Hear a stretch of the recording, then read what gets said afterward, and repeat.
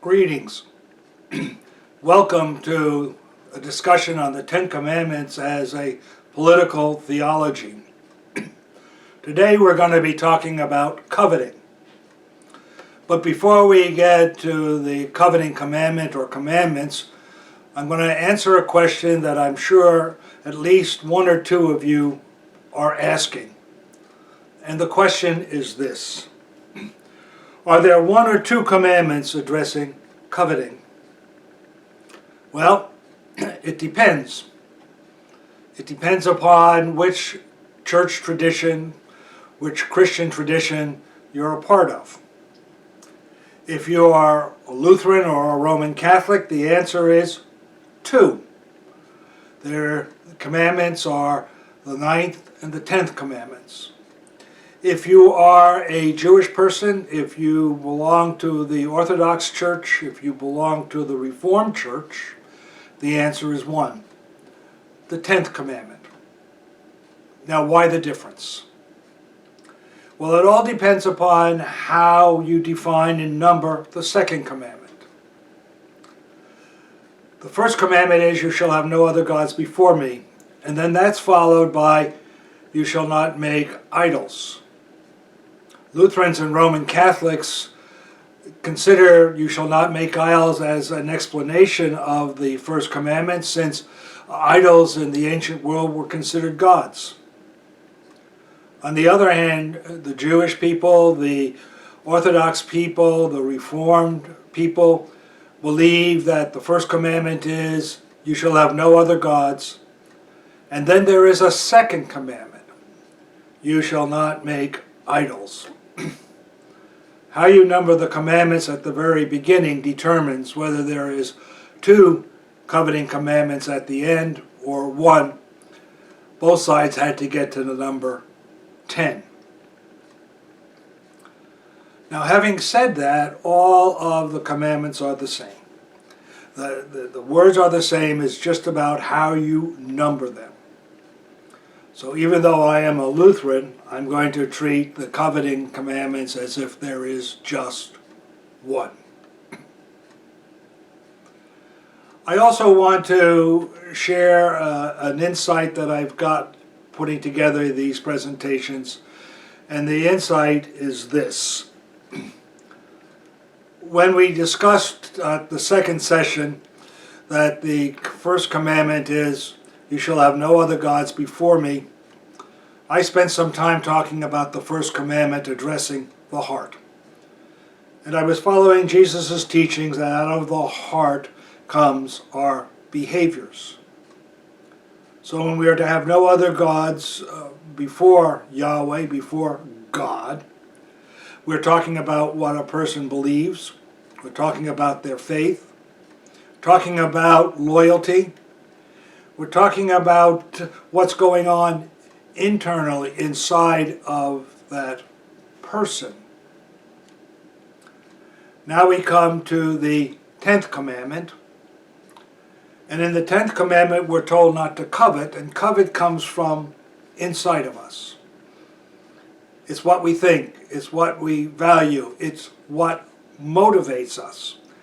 And so the heart inside of this commandment is, it's needed that we take and analyze and evaluate why we do and why we keep the commandments. You shall have no other gods before me, and you shall not covet, then become bookends for the other commandments. And the bookends have between them the commandment not to use God's name wrongfully. It is remember the Sabbath day and keep it holy. Honor your father and your mother, that you may live in the land the Lord your God has given you. We're not to kill. We're not to commit adultery. We're not to steal. And we are not to bear false witness.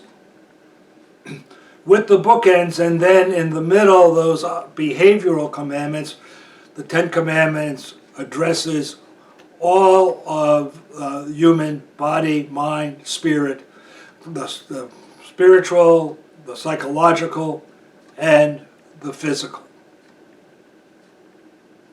Now with that, let's look at the commandment. Neither shall you covet in your heart your neighbor's wife, neither shall you desire your neighbor's house, or field, or male or female slave, or ox, or donkey, or anything that belongs to your neighbor. I want to stress here that I added in your heart the italics because of just what I said about the coveting commandment being one of the two bookends which stem from the heart. Now, with reading the commandment, we really should ask, how do we interpret the word covenant? A covenant. How do we covet? What is it?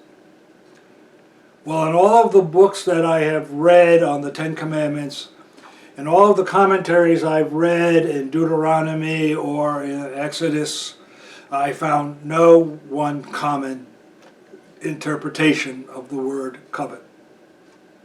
But I found common threads. And so here's two ways that I think we can interpret the word covet. Covet is a yearning to possess something so badly that you are willing to take it from another. I yearn, I want something so badly that you have that eventually I am going to be tempted and in some probability steal it. From the coveting commandment of physical possessions, there is the temptation to break the commandment, you shall not steal. Coveting is also to want something so badly it becomes an obsession. All I can think about is what I want. I wake up in the morning thinking about it. It goes through my mind all day long. When I sit and watch television at night, I am thinking about it. When I go to bed, it's the last thing on my mind.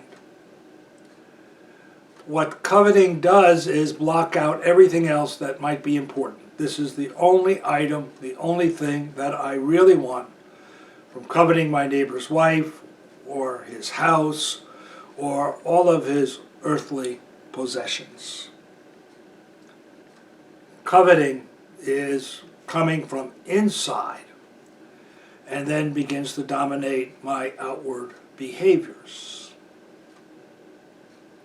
So the question comes, why does coveting occur? I'm sure there are many answers, but two of them, two reasons, come to my mind almost immediately. And the first is coveting is to overvalue what others have. And the second is coveting is caused by undervaluing what I have. In coveting, I think that my neighbor's house is much better than mine. I think my neighbor's car is much better than mine. And just to get to be a little silly, I think my neighbor's riding lawnmower is better than my pushing lawnmower. And in that kind of process, I think my house is not very good. My car is not very good. And why do I put up with my pushing mower?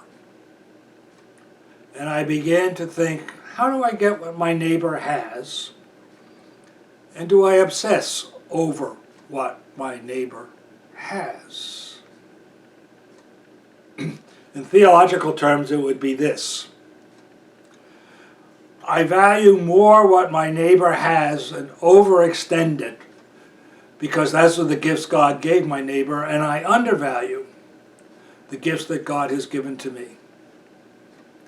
And when I overvalue my neighbor and undervalue what has been given to me, I lose the joy of life. Now, to this point, I've talked a lot about the individual, but the whole emphasis of these last 7 weeks has been to talk about God's people. After all, the Bible was written to the collective God's people. And so how does this commandment apply. Well, there was a book written in the 1990s called Natural Church Development. And in that book, the author claims that there are 8 components in every congregation, and that these 8 components match every congregation there is. So let's look at those 8 components. And the author says in Natural Church Development, every congregation has leadership. In one form or another, we all have leadership. Every congregation has ministry, either to its members or the outside world or to both. Every congregation is concerned about spirituality. Every congregation has organizational structures which are meant to guide and to help ministry to be accomplished. Every congregation is concerned about worship. Every congregation has small groups, one form or another. Every congregation is involved in some form of evangelism, and every congregation has relationships. Now, sometimes these 8 components are really spelled out, very clearly expressed, and in other places they're not written down any place, but everyone knows what they are. So the author of this book says the way we distinguish between congregations, the way we differentiate, the way we know why one congregation is growing and seems vital and seems alive and its people are energized is by the adjectives that are put here.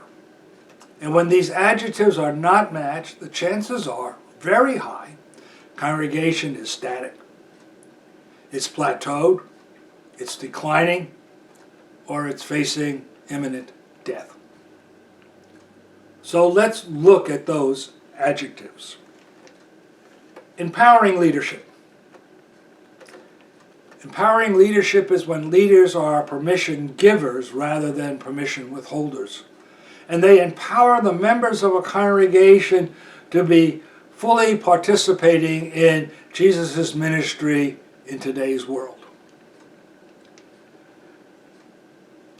Ministry is based upon gifts given by God. Gift-based ministry means we ask people to participate in the congregation according to their gifts. We don't ask them to serve because the committee has a blank spot and we have to fill it because of the Constitution. So we ask anybody who we can think will say yes to become part of this committee. No, we ask, what is your spiritual gift? And if it matches the need, then we ask that person to participate here. Passionate spirituality. My favorite definition of spiritual is that you look for and you see God present in this world. God intervening in this world. And spirituality then is to know that God is a part of life and God is with us and for us. Functional organizational structures means the congregation is organized in such a way to accomplish ministry and not to meet a line item in its constitution. Inspiring worship. Members actually want to come to church because of its joy. They want to sing the hymns. They want to hear the scriptures read, and especially the gospel. They want to receive the sacraments. They want to feel uplifted by the body of Christ as it gathers together to praise and to remember what Jesus has done. There are holistic small groups. The author of this book says holistic means that members are allowed in Bible study and other places to raise personal issues, to talk about joys and sorrows, questions and doubts, certainty, to know what is being read is true. Nothing is kept from the table. Need-based evangelism. Too often church members sit in a committee meeting saying, we have to address a ministry to this group or to that group, and then decide what that group needs. But in the vibrant churches, we need to address ministry to this group. So let's talk to this group about what this group really needs. And after listening, and only after listening, do we design ministry programs to meet the needs that they name. And finally, loving relationships. We really care about each other. Now, where does coveting come in? Each one of these is a good component. Coveting doesn't say any of these 8 components, and 8 of these adjectives is wrong. But what coveting warns against is one congregation is so enamored or so covetous of another congregation 2 miles down the road empowering leadership. And so this coveting congregation says, we're going to copy that congregation 2 miles down the road exactly, as if it is a precise recipe. And they're not going to take into consideration their setting, the gifts of their leaders, the way the congregation is perceived in the community. And they throw away all of the gifts that God has given to them, or how they practice those gifts, so that they can have the empowering leadership of the church down the street. When that happens, failure is close behind. The real question is, how do we enhance the leadership that we now have and that God has given to us? Now let me take this one step further, and let me talk about the spiritual gifts as they are listed in 1 Corinthians chapter 12. And the spiritual gifts are these: wisdom, knowledge, faith, healing, miracles, prophecy, discernment of spirits, various kinds of tongues, and the interpretation of tongues. Ephesians tells us that all gifts, spiritual gifts given by God, are for the building up of the congregation.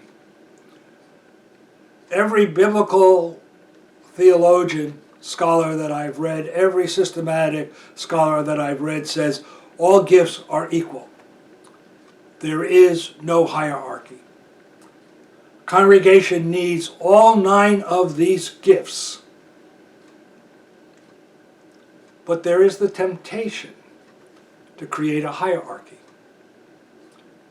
For example, back in the 1970s, there was a strong movement that the hierarchy would be speaking in tongues. It's a spiritual language. And that you really weren't a Christian, or you haven't reached the goal until you could speak in tongues. So the person that received the gift of wisdom from God, or the gift of knowledge, or the gift of faith, or the gift of healing, began to think, my gifts are not as good as the one who speaks in tongues. They devalue what God has given them and overvalue what God has given to someone else. The reality is every gift is of equal importance in building up the body of Christ called a congregation.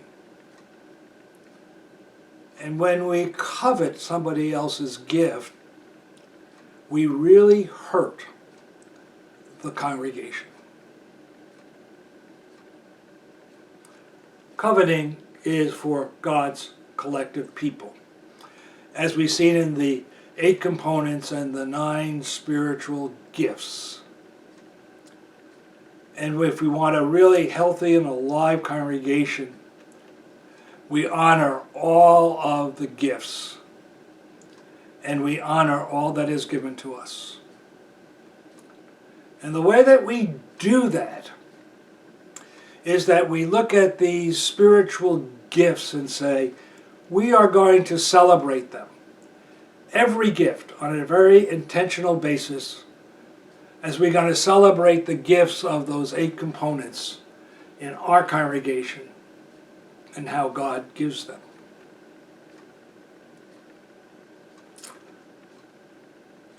Now I want to change the subject. We have been at this for 7 sessions. And so I want to summarize those 7 sections. But I don't want to repeat what I've said again and again and again. So what I'd like to do is share with you 4 takeaways. These are my takeaways. I believe the presenter can learn as much, if not more, than those who are participating by listening and then answering the discussion questions. So let me share with you my takeaways from our time together. And the first takeaway is the Bible and the 10 Commandments were written to God's collective people. I always believed that. After these presentations, I still believe it. In fact, they probably have been reinforced. But in saying that, there was an aha moment. And the aha moment was this. If the commandments were written for individuals, if every verse that talks about God's grace and every verse that holds God's people accountable was written for an individual, then those who say there should be a total separation of church and state are right. And every person who says faith does not belong in the public discourse, they're right. But if faith and the Bible address a corporate body, Israel, synagogue, congregation, worldwide church, and if it talks about how we should organize and what we should value as a group of people, then faith, Bible, commandments are certainly appropriate in the marketplace and in public discourse. If we want the world to listen to us, we have to show the corporate value of what God has given to us. The second takeaway is the first and last commandments are bookends. I had read that several places, but it never made an impact upon me. And so someplace in this process, I said, look at that. Probably it was a week ago, 2 weeks ago, not very long, but it just suddenly jumped out. And the reason it jumped out, it took the commandments from being check the box for some ethical behaviors and apply them to the whole person. The third takeaway is the importance of the prelude to the commandments and all of the scriptures. How important it is to say, because God brought us out of the land of Egypt, we should not use God's name wrongfully. Because God brought us out of the land of Egypt, we shall remember the Sabbath day. Because God brought us out of the land of Egypt, we shall not kill, and so on through all of the commandments. I always knew the prelude was important. This strengthened that belief, and it made me more aware of using that prelude in everything that I do. And fourth, following the commandment is a witness to the abundant life. Towards the end of reading these preparations, I remembered a verse in the 4th chapter of book of Deuteronomy. And this is the verse. You must observe them, statutes and ordinances diligently, for this will show your wisdom and discernment to the peoples, who when they hear all these statutes will say, "Surely this great nation is a wise and discerning people. For what other great nation has a God so near to it as the Lord our God is whenever we call upon him?" The writer of this text is saying the foreign nations around Israel are watching. And as Israel keeps the law, the statutes, the ordinances, the 10 Commandments, they will say, "What a marvelous, wise people." I often paraphrase this text. Whatever nation is said, I say, well, Israel. Well, synagogue. Well, congregation. Well, worldwide church. Thank you for being a part of all of the presentations on the 10 Commandments as a political theology. God's peace.